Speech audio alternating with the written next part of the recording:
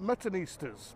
In some towns and cities, certain streets are dedicated to certain culinary specialities. In Manchester, where I live, we have the Curry Mile. In London, Brick Lane, dedicated to Indian places. We have Chinatowns around the world dedicated to Chinese restaurants. But here in Oviedo, Asturias, they have a street dedicated to cider and sidrerias. It's called the Calle Gascona. Let's go and explore it. I can't wait.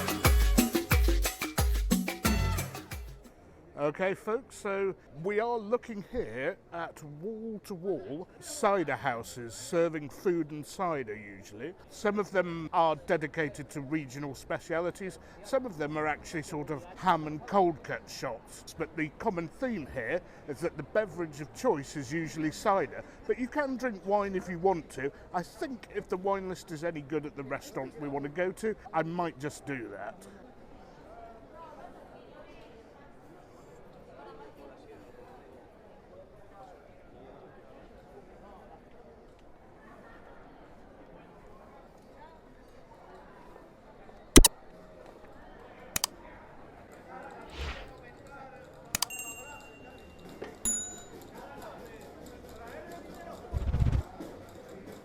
So we have arrived at the sidreria of our choice, the Tierra Astur. They have two branches on this same street, and the second one further down, it has less traditional products but some great barbecued meat.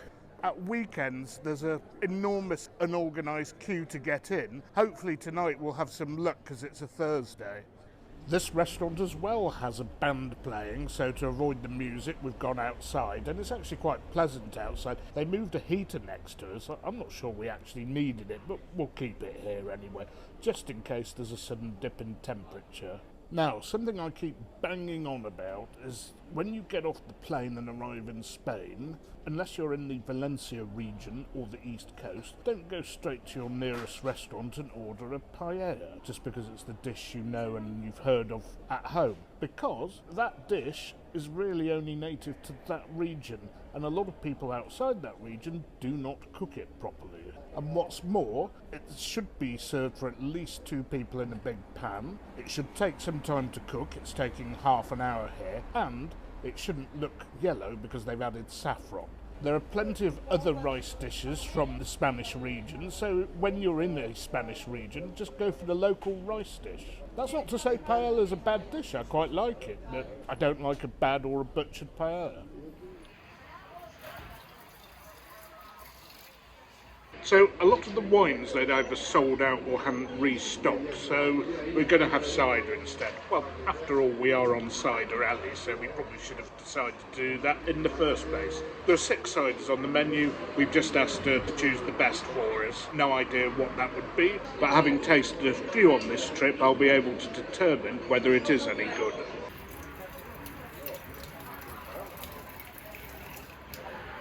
And I've no idea how they do this without spilling the drop. It's like a skill that must take years to perfect.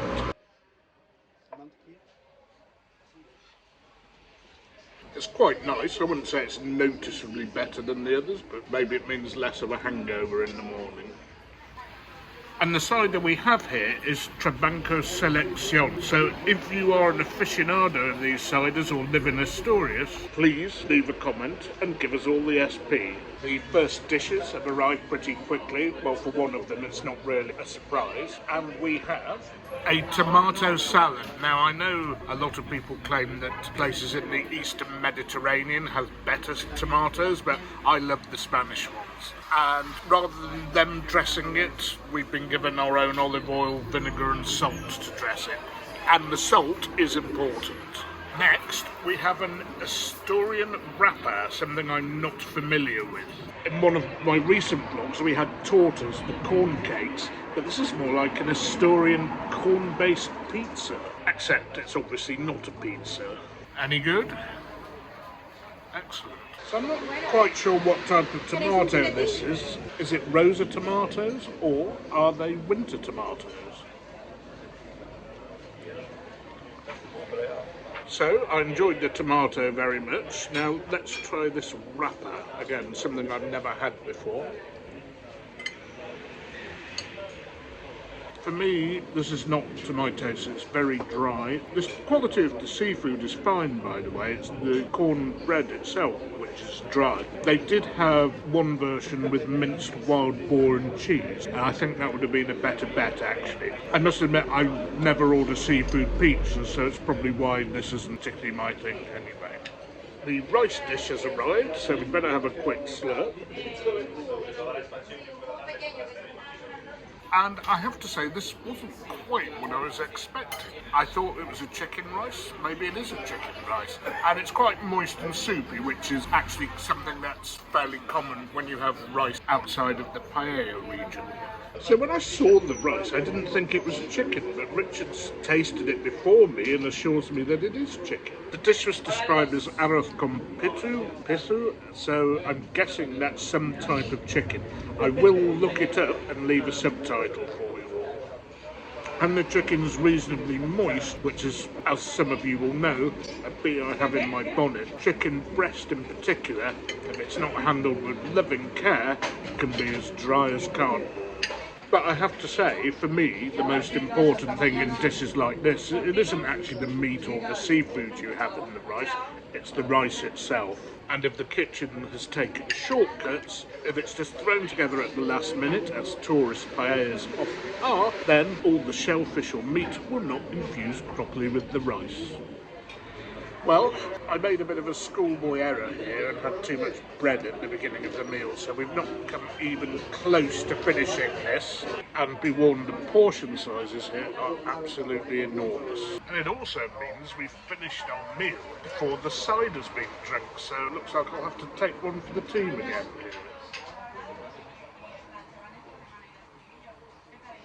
So just to give you a bit of geographical background, the street, the Calle Gascona, goes all the way down there in the distance. And there's a big ceremonial barrel for cider there. Obviously, I don't think there's anything in it. Plus, a few sidrerias that span off the main street as well. It's that popular. And like in most of Spain, you can possibly even get a meal a little bit after midnight in these places. But if you get in before 11:30, most of these places will accept you. So I'm glad I got in there when I did. Tomorrow this street on a Friday will be absolutely heaving. Anyway, I'm tired, I'll hit the hay, and as if by magic, I'll be with you in a couple of ticks.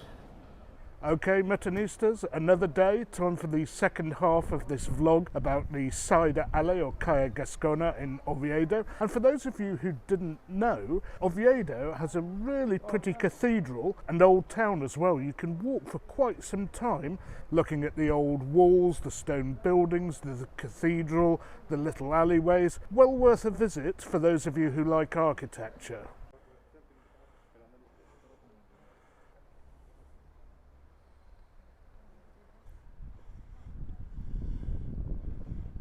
Anyway, Muttonistas, as you know well, we're here for the food and drink, so let's leave this historic area, although you should take a little longer here and head back to the Calle Gascona for further refreshment. And I'm with my friend Josh today, who thankfully likes blue cheese. We have too many anti-blue cheeses in our group, so we're going to have something a bit cheesy as a snack before we join the rest of the ACJ for lunch. So we are now at the other Tierra Astur, which serves more of the normal specialities of Asturias, whereas last night we were at the Tierra Astur Parrilla, which was their grill restaurant for chunks of meat.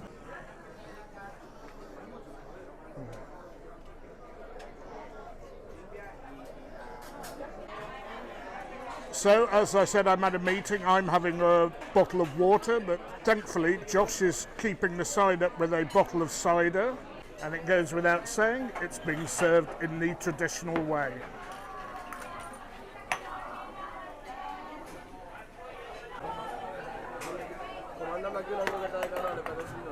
And as is common in these parts, when you order a drink, you get a little something to eat with it, completely for free. And I don't know exactly what it is, but it is some sort of potato, carrot, pea and chorizo stew. That is really good. That is just good old-fashioned, honest home cooking. And the flavour of the chorizo permeates the whole dish. Wow, wow, wow. Right, Muttonistas, our snack, if you could call it a snack, has arrived. And one thing that this Tierra Astur has in common with the other is that the portion sizes are pretty damn generous. So, we have croquetas. Croquetas are a very important part of Spanish cuisine. I actually like them as a snack with beer or wine or cava, sort of an hour or two before dinner, but a lot of Spanish people do like them as an appetizer at the restaurant. And normally they're made of ham, cheese and bechamel, or sometimes with cod. They can make them with all sorts of things. And of course here in Asturias, what else would they make them with but Cabrales cheese? And a little clue here should be the big lump of quince jelly that they're served with. They have given us cutlery, but I'm going to be a savage and use my hand. Oh yeah. That strong blue cheese flavour oozing out of every pore of the croqueta. And of course they still contain a bit of bechamel, I think. Correct me if I'm wrong, Muttonistas in the chat. No. Fantastic.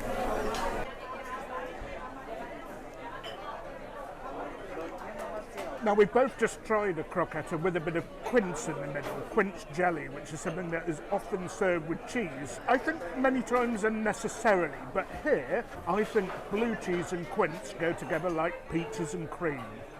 So, one demolished plate of croquetas, Muttonistas, and as you can see, the place is absolutely packed to the rafters. Bottles of cider at every table, yep, that's what we like to see, and we're standing at the bar. That's probably the only place where we could have been served, but as regular viewers of my channel know, I love standing at the bar in Spain and taking a tapa. So, after that pleasant little nibble and appetizer, to our lunch venue, the Marisqueria and Sidreria La Pumarada, which, for those who don't speak Spanish, means it is a sidreria that excels in fish and seafood.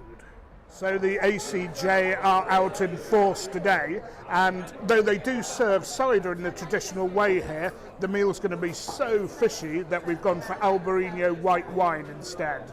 The first dish has arrived, and if you remember from one of my recent videos, we had the traditional Asturian bean and meat stew called fabada, and I did mention that there was an alternative version with clams, and today we've gone for it. This will be the first time I've ever had this in my life, and it looks pretty rich and juicy.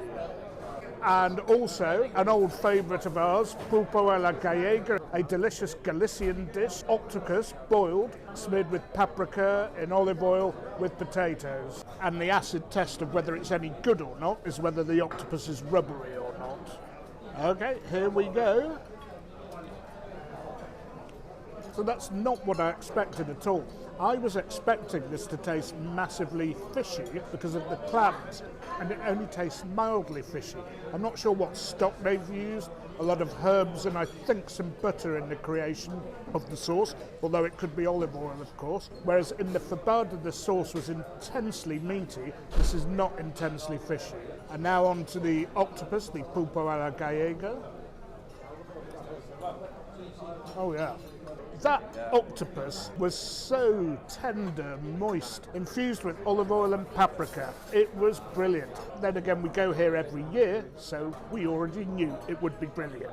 And of course, the potatoes will be delicious as well and will have soaked all of those flavours up. However, we are now paying the penalty for having had those croquettes earlier, and I, for one, am skipping the carbs, as I think Josh is. And be a bit careful when you arrive at Spanish restaurants, because you get these huge chunks of bread put on the table, and whilst it's very good bread, you might find that if you eat that, as I did last night, you then start struggling with the good stuff later on in the meal. So the dishes are coming thick and fast now. We have now on the table merluza a la cazuela, which is like a hake casserole, and we have a fish called rubiel, and I don't know what that is. I'll have to look it up and put a subtitle in. Now, I went for the hake because in Galicia I very much enjoyed having merluza a la gallega, which was cooked in olive oil and paprika. So I thought, well, let's go for whatever they produce locally. It looks a little different than what I'd expected it to be, but let's see if it tastes good, which is, after all, the most important thing. So the sauce was described as salsa verde, which means green sauce. Now, that could mean anything. I don't know what that does mean, but only one way to find out. Well, there's quite a lot going on there. Some mussels, some baby shrimps, some egg, and some white asparagus. But most importantly, the fish itself is absolutely superbly cooked. As fresh as a daisy, soft, tender, moist and delicious. And I'd like to point out that hake can be found in British waters and is criminally underused because of this obsession with cod. Okay, on to the rubiel fish. Oh my, that is the dog's bollocks. It's a clean, clear taste with a bit of garlic sprinkled on top. Crisp garlic, I might add. Olive oil, just a beautiful natural flavour. And I have actually just looked up, Athena's joined us. I have just looked up the name of the rubiel fish, and it is called the large-eyed dentex, which I would never have got in a million years. And apparently it's a bottom-feeding fish. So for bottom-feeding fish, I have to be careful gout-wise, but my, the flavour is so good, I'm going to have some more regardless. I am going to get on with this delectable seafood feast, Muttonistas, and I'll be right back with you in a few ticks when the plates will surely have been emptied. Okay, we've decided to go for desserts today, given we've had such a light meal, and on the table, my friend Cross, who is the gentleman featured on the famous t-shirt, has gone for the chocolate brownie, but instead of vanilla ice cream, has gone for the churon, which is nougat ice cream, one of my favourites. And it's all flying out now. We've got people on wine, people on sorbetos, which are, it's like mojito sorbet. Richard has got an apple tart with vanilla ice cream, and I spotted one of the ACJ's favourite digestives coming out, Pacharan, a Basque slow liqueur, and the brand name for this one is Baines. Remember Leighton Baines, the footballer? I don't think it's their favourite brand of Pacharan, but it is one that they quite like. I have one of them occasionally, and it's a bit sweet for me. Apparently this is Baines or Baines Oro, their gold label stuff. Not sure how big a difference there is, but maybe somebody can tell me. Never underestimate Pacharan. Well, I'm biased, I must say. Obviously, of course. And the measure you saw being poured there is a chupito or a shot as opposed to a glass of. So you can get a big glass of this featuring those enormous Spanish measures if you really like this stuff. Or if you really want to make sure you're drunk at the end of the meal. And Eve, who is a recent addition to the Asturian cider junkies, undergoing an initiation ceremony today, has gone for the 3 chocolate tart, which is a huge slice of white, dark and milk chocolate cake, and looks like too much for one person, to be honest. Definitely too much for one person, except I could continue and make myself ill. Well, thankfully Josh is being a gent and is helping her out. And there is a bit of sharing and mixing and matching going on here, but in terms of dessert, I'm just sticking to the one thing, the hallowed helado de churon, nougat ice cream.